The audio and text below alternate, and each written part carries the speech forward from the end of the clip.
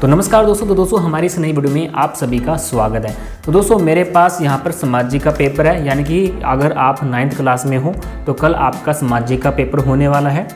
तो उससे पहले अगर आप जानना चाहते हो कि पेपर में कौन कौन से प्रश्न पूछे जा सकते हैं, तो मैं आज आपके लिए एक पुराना पेपर लेकर आया हूँ, जिससे आप आइडिया लगा सकते हो कि आपके कौन कौन से क्वेश्चन आ सकते हैं और आप अच्छे से तैयारी कर सकते हो। दोस्तों जो आपका फाइनल पेपर होगा वो आपका कल होगा, और फाइनल पेपर आने पर मैं उसकी भी वीडियो बनाऊंगा।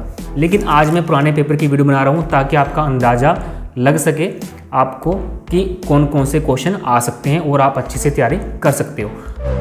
सो दोस्तों अगर आप 9th क्लास के स्टूडेंट हो तो आपका जो सोशल साइंस का पेपर है कुछ इस तरह से आएगा जैसे आप देख रहे हैं।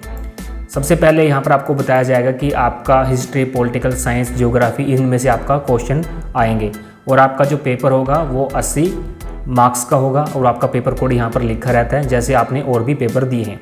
और यहाँ पर आपका जो ड्यूरेशन होता है समय पेपर का वो 2.5 घंटे होता है, लेकिन ये पुराना पेपर है तो यहाँ पर इसका समय 3 घंटे है।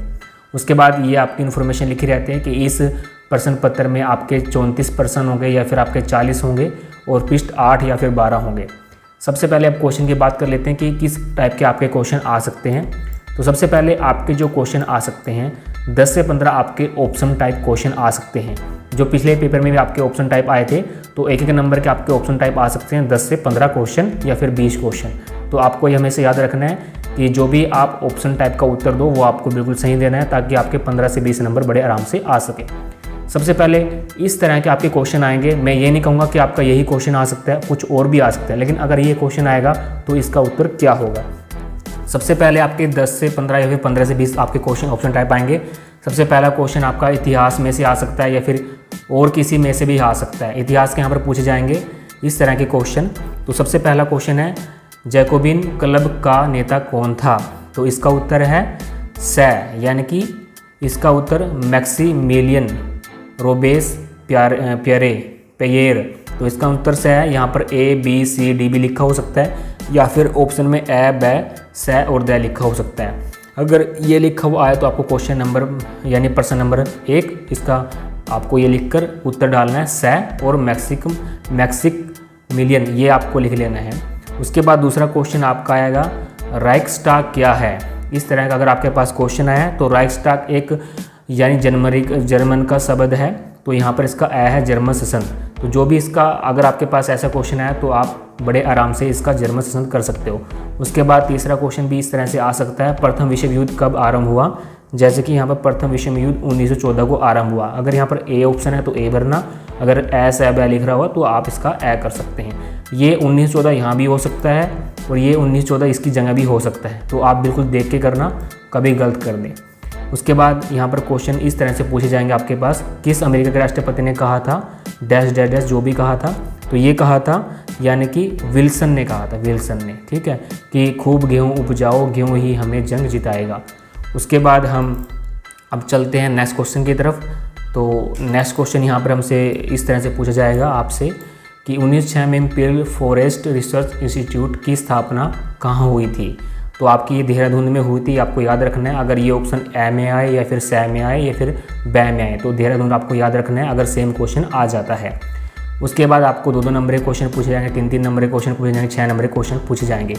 2 नंबर के क्वेश्चन आपको 2 से 3 लाइन लिखनी है जिस तरह से यहाँ पर बताया गया आपको प्रश्न। उसके बाद 7वां क्वेश्चन समचुअरी कानूनों का प्रमुख उद्देश्य क्या है, तो इसके बारे में आपको बताना है।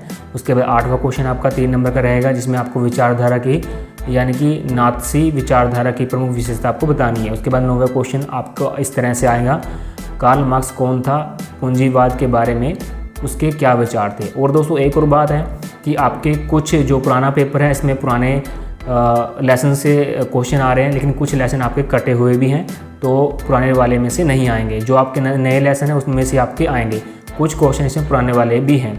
उसके बाद 6 नंबर का आपका क्वेश्चन आएगा जो कि एक क्वेश्चन 10 नंबर यानी 6 नंबर का होगा। इसमें आपको अथवा में भी क्वेश्चन दिया होगा तो इसमें आपको जोन सा भी आता है वो आपको करना है। उसके बाद 11वां क्वेश्चन आपके 1 नंबर के आ सकते हैं, यानी ये आपके ऑप्शन टाइप नहीं हो सकते, इसमें आपको सिर्फ एक लाइन में उत्तर देना है। जिस तरह से यहाँ पर लिखा हुआ है राइका समुदाय के लोग किस प्रांत में पाए जाते हैं। बस्तर किस राज्य में स्थित है, इनके बारे में यानी एक लाइन में आपको उत्तर देना है, एक शब्द में आपको उत्तर देना है। अब चलते हैं, इस तरह से आपका फिर राजनीति विज्ञान स्टार्ट हो जाएगा, यानी राजनीति के बारे में आएंगे। ऑप्शन टाइप के क्वेश्चन आ सकते हैं या फिर एक नंबर के क्वेश्चन आ सकते हैं इस टाइप के। तो इसमें आपसे पूछे जाएंगे इस तरह के क्वेश्चन, अगर आपके पास आता है तो इसका उत्तर क्या होगा। जैसे कि यहाँ पर पूछा गया सुरक्षा परिषद में कितने सदस्य होते हैं, तो आपको पता होगा, तो आपने अगर पढ़ा होगा तो इसमें 15 हैं।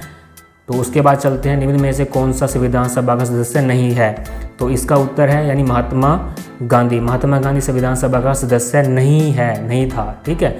उसके बाद 14 का यहाँ पर क्वेश्चन है, भारत में कानून बनने का सबसे बड़ा अधिकार किसके पास है, यानी कानून कौन बनाता है। अगर ये आपके पास ये क्वेश्चन आया है तो इसका उत्तर होगा ब, यानी संसद के पास होता है कानून बनाने का अधिकार, जो कानून बनाते हैं, लो।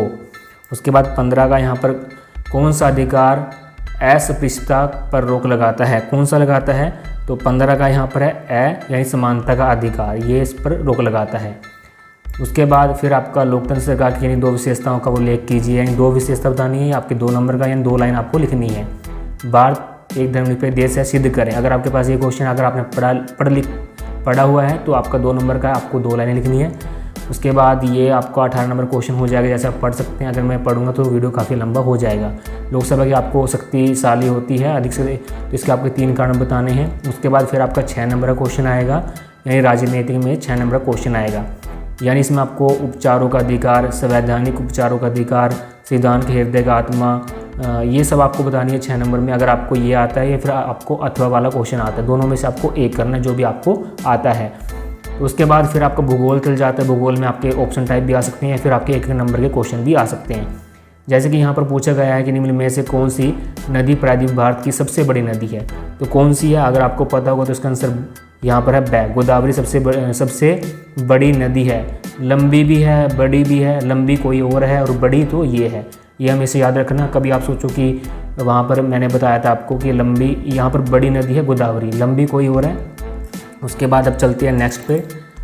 तो यहाँ पर फिर आपसे इस तरह के क्वेश्चन आपसे पूछे जाएंगे, नीचे दिए गए स्थानों में से किस स्थान पर विश्व में सबसे अधिक वर्षा होती है, यानी ऐसा स्थान है अपने पूरे विश्व में जहाँ पर हर समय वर्षा होती रहती है, बहुत अधिक वर्षा होती है, तो उसका है मानसिन राम। तो आप राम के नाम से ऐसे याद कर सकते हैं। नर्मदा नदी का उद्गम कहाँ से हुआ था, अमरकंटक, तो इसका उत्तर है अमरकंटक। यानी कि यहाँ पर आपको ये भी पूछ सकता है कि गंगा नदी का उद्गम कहाँ से होता, नर्मदा का पूछ लिया, इसके अलावा और भी कुछ पूछ सकते हैं। नर्मदा का तो यहाँ पर है अमरकंटक, और गंगा का पता नहीं, ब्रह्मा का पता नहीं मुझे, तो इसका तो अमरकंटक है, ये हमेशा याद रखना। उसके बाद यहाँ पर आपको 22वां क्वेश्चन पूछे जाएंगे, पारिस्थितिक तंत्र किसे कहते हैं, ये आपका 2 नंबर का होगा, ये भी आ सकता है या फिर इसकी जगह और कोई सा आ सकता है राजनीतिक में। इसके बाद यहाँ पर हिमालय तथा प्रायद्वीपीय नदियों के मुख्य अंतरों को स्पष्ट कीजिए, 3 नंबर का क्वेश्चन है। अगर आपने याद किया तो आप लिख दोगे। शीत ऋतु की अवस्था यानी जो ठंडी ऋतु चलती है उसकी विशेषता बतानी है कि क्या उसकी विशेषताएं हैं। ठीक है, 3 नंबर का क्वेश्चन है, 3 लाइनें आपको लिखनी है। भारत के उत्तरी मैदान का वर्णन कीजिए, यानी आपका 6 नंबर का क्वेश्चन आएगा। इसके अलावा और कोई सा भी क्वेश्चन आ सकता है आपकी लेसन के हिसाब से। उसके बाद ये आपके फिर 1 नंबर के क्वेश्चन आ जाएंगे। इसमें आपसे फिर पूछे जाएंगे कि सिमलीपा जीवन मंडल के बारे में 1 नंबर, आपको एक शब्द में आपको आंसर देना है।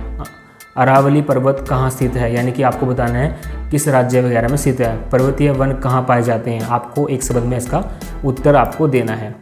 फिर आपसे ये पूछे जाएंगे यहाँ पर पलमपुरी के अधिकांश परिवार है, यानी अर्थशास्त्र में से आपके क्वेश्चन आंसर पूछे जाएंगे। तो ये आपको बताना है इनमें से कौन सा है। किसी क्षेत्र में खालिस्तान बेरोजगारी पाई जाती है, ये आपको बताना है। उसके बाद ये क्वेश्चन आपको 1 नंबर के, आपको 1 शब्द में आपको इसके उत्तर देने हैं।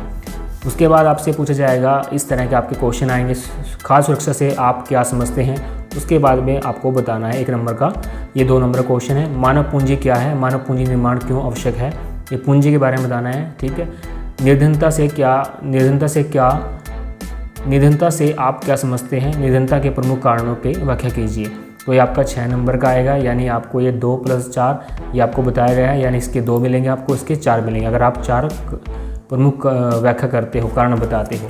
तो ये आपका इस तरह का आपका पेपर आएगा, जैसे मैंने आपको इस वीडियो में बताया है। तो आपको इसी तरह से अटेंड करना है अपना पेपर, यानी जो पूछा गया है वही आपको उत्तर देना है। आई होप दोस्तों आपको ये वीडियो अच्छी, वीडियो लाइक करना, शेयर करना और कमेंट करना। और दोस्तों मैंने आपको इस वीडियो में पुराने पेपर को आपको दिखाया है कि आपके इस तरह के क्वेश्चन आ सकते हैं और आप अच्छे से तैयारी कर सकते हैं।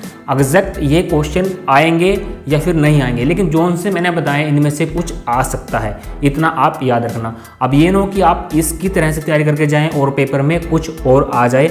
आप जो भी मैंने आपको इसमें बताया ऑप्शन टाइप क्वेश्चन, आप सभी के आंसर वही करिए आओ जो मैंने यहाँ पर आपको बताए हैं। लेकिन आप ध्यान से अपने क्वेश्चन को पढ़ना, फाइनल पेपर को, उसके बाद उसका आप आंसर देना।